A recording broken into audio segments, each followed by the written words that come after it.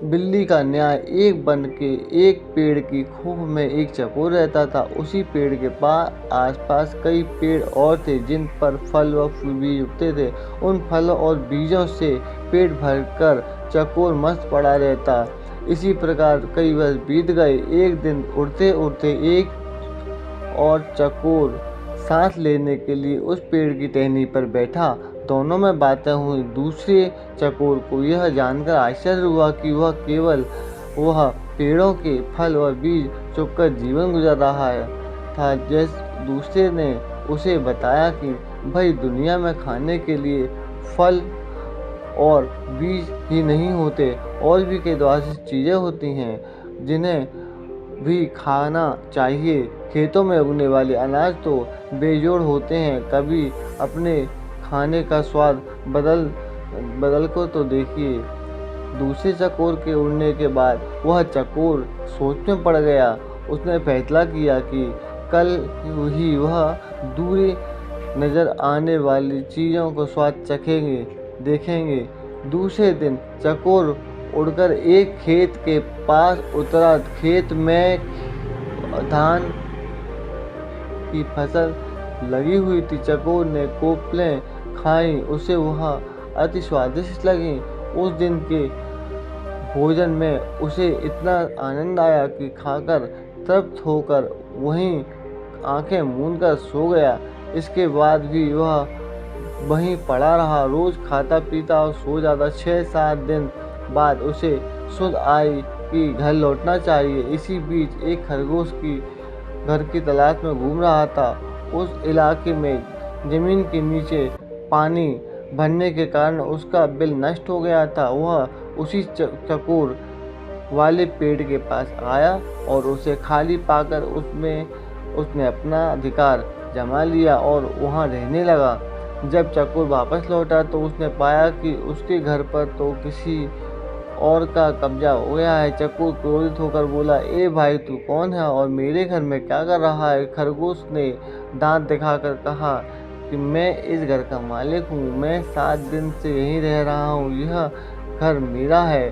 चकोर गुस्से से फट गया। 7 दिन भाई, मैं इस खोह में कई बरसों से रह रहा हूँ। किसी भी आसपास के पंछी या चौपाए से पूछ ले। खरगोश चकोर की वाह काटता हुआ बोला, सीधी सी बात है, मैं यहाँ आया हूँ। यह खोह खाली पड़ी थी और मैं यहाँ बस गया। मैं क्यों अब पड़ोसियों से पूछता फिरूं? चकोर गुस्से से बोला, वाह, कोई घर खाली मिले तो इसका मतलब हुआ कि उसमें कोई नहीं रहता। मैं आखिरी बार बोल रहा हूँ कि शराफत से मेरा घर खाली कर दे, वरना खरगोश ने भी उसे ललकारा, वरना तू क्या कर लेगा? यह घर मेरा है, तुझे तो करना है कर ले। चकोर सहम गया। वह मदद की और न्याय की फरियाद लेकर पड़ोसी जानवरों के पास सबने गया। सबने दिखाने की हाँ कर दी, हूँ कर दी, परंतु ठोस रूप से कोई सहायता करने सामने नहीं आया। एक बूढ़े पड़ोसी ने, ज़्यादा झगड़ा बढ़ाना ठीक नहीं होगा। तुम दोनों आपस में कोई समझौता कर लो। पर समझौते की कोई सूरत नहीं आ रही थी, क्योंकि खरगोश किसी शर्त पर खोह खाली छोड़ने को तैयार नहीं था। अंत में लोमड़ी ने उन्हें सलाह दी, तुम दोनों किसी ज्ञानी विद्वानी को पंच बनाकर अपने झगड़े का फैसला उससे करवा लो। दोनों को यह सुझाव पसंद आया। अब दोनों पंच की तलाश में इधर उधर घूमने लगे। इसी प्रकार घूमते घूमते वे दोनों एक गंगा नदी किनारे आ निकले। वहाँ उन्हें तप में मग्न एक बिल्ली नजर आई। बिल्ली के माथे पर तिलक था, गले में जने हुए, हाथ में माला लिए, मृग छाल पर बैठी वह पूरी तपस्वी लग रही थी। उसे देखकर चकोर और खरगोश खुशी से उछल पड़े। उन्हें भला इससे अच्छा ज्ञानी ध्यानी कहाँ मिलेगा? खरगोश ने कहा कि चकोर जी, क्यों ना हम इससे अपने झगड़े का फैसला करवाएं। चकोर पर भी बिल्ली का अच्छा प्रभाव पड़ा था। वह जब घबराई हुआ था।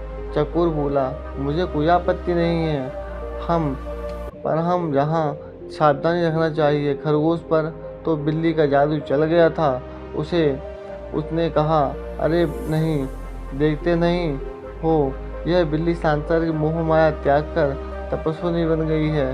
सच्चाई तो यह थी कि बिल्ली उन जैसे मूर्ख जीवों को फंसाने के लिए ही भक्ति का नाटक कर रही थी। फिर चकोर और खरगोश पर और प्रभाव डालने के लिए वह जोर जोर से मंत्र पढ़ने लगी। खरगोश और चकोर ने उसके निकट जाकर हाथ जोड़कर जयकारा लगाया, जय माता दी, माता को प्रणाम करो। बिल्ली ने मुस्कुराते हुए धीरे से अपनी आंखें खोली और आशीर्वाद दिया, आयुष्मान भव। तुम दोनों के चेहरों पर चिंता की लकीरें हैं। क्या कष्ट है तुम्हें बच्चों? चकोर ने विनती की, माता, हम दोनों के बीच एक झगड़ा है। हम चाहते हैं कि आप उसका फैसला करें। बिल्ली ने पलकें झपकाई, हरे राम, तुम्हें झगड़ना नहीं चाहिए, प्रेम और शांति से रहो।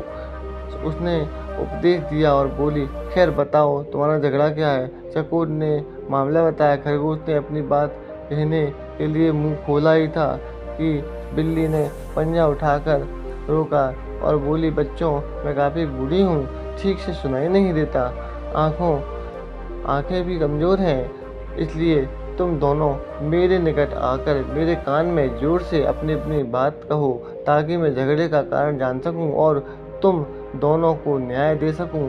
जय सिया राम। वे दोनों भक्तन बिल्ली के बिल्कुल निकट आ गए ताकि उसके कानों में अपनी अपनी बात कह सकें। बिल्ली को बस इसी अवसर की तलाश थी। उसने म्याऊं की आवाज़ लगाई और एक ही झपट्टे में खरगोश और चकोर का काम तमाम कर दिया। फिर वह आराम से उन्हें खाने लगी। वे दोनों भक्तन बिल्ली के बिल्कुल निकट आ गए थे ताकि उसके कानों में अपनी अपनी बात कह सकें। बिल्ली को इसी अवसर की तलाश थी। उसने म्याऊं की आवाज़ लगाई और एक ही झपट्टे में खरगोश और चकोर का काम तमाम कर दिया। फिर वह आराम से उन्हें खाने लगी। सीख है दोस्तों, दो के झगड़े में तीसरे का ही फायदा होता है, इसलिए झगड़ों से दूर रहें। दोस्तों, अगर मेरा चैनल आपको पसंद आया तो लाइक और सब्सक्राइब जरूर करें। धन्यवाद।